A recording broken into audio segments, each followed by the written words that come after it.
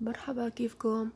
اليوم رح نحكي عن الأمثال الشعبية، ورح تكون أمثال صوتية. يلا نبلش إن شاء الله تكون تنال إعجابكم. يلا.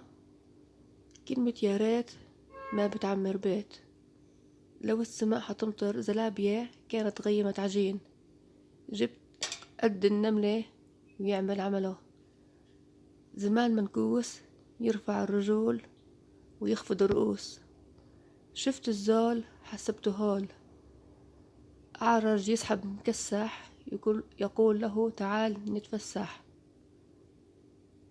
أعمى يقود أعمى يقول له ليلتنا حلوة اللي اجتمع